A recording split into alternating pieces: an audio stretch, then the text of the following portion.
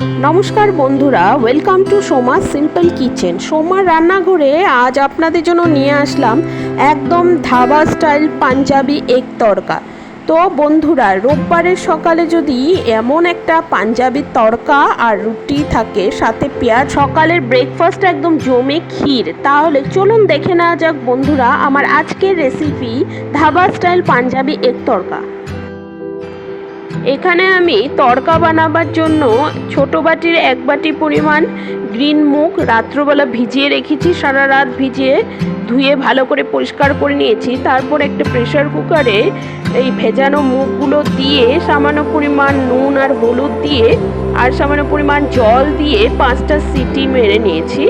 তারপর এদিকে একটা ফ্রাই প্যানে আমি সামান্য পরিমাণ তেল দিয়ে তেলটাকে গরম যখন হয়ে যাবে তখন ওখানে কুচি করে কেটে রাখা পেঁয়াজগুলো দিয়ে একটু নাড়িয়ে চাড়িয়ে নেব।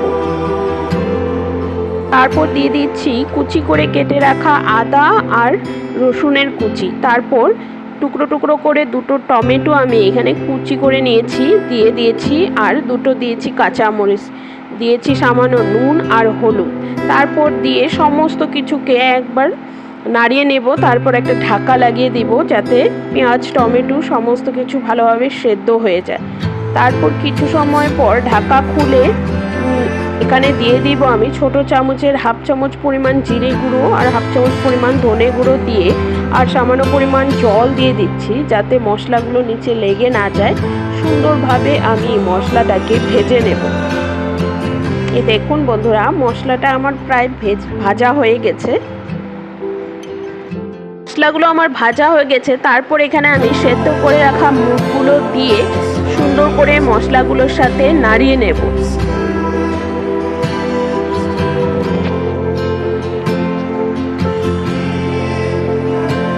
তারপর এখানে দিয়ে দিচ্ছি একটা ডিম। যেহেতু এগ তড়কার আর ডিম না দিলে তো চলে না, তাই ডিমটাকেও তড়কাগুলোর সাথে খুব সুন্দরভাবে মিশিয়ে নিচ্ছি।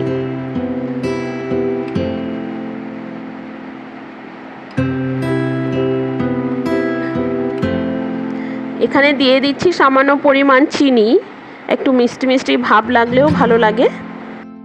এদিকে তড়কাটা দেওয়ার জন্য আমি গ্যাস ওভেনে একটা ছোট বাটি বসিয়ে সেখানে সামান্য পরিমাণ তেল দিয়ে দিচ্ছি।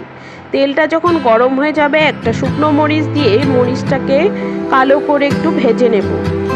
এই যে একটা হাতার সাহায্যে আমি মরিচটাকে তেলে ডুবিয়ে দিচ্ছি যাতে মরিচটা ভালোভাবে ভাজা হয়ে যায়।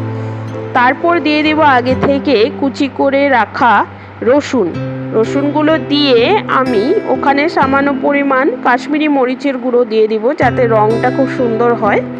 তো সব কিছুকে একসঙ্গে দিয়ে ভেজে তারপর আমি তড়কাটার মধ্যে দিয়ে দিলাম। তারপর দিয়ে দিলেই তৈরি আমার আজকের রেসিপি একদম পাঞ্জাবি স্টাইল এগ তড়কা। পরিবেশন করেছি রুটির সঙ্গে, সাথে পেঁয়াজ কাঁচামরিচ। তো বন্ধুরা, আমার আজকের ভিডিওটি যদি ভালো লেগে থাকে প্লিজ লাইক শেয়ার কমেন্ট করবেন। নতুন বন্ধুরা আমার চ্যানেলটিকে সাবস্ক্রাইব করে পাশে থাকবেন। ধন্যবাদ।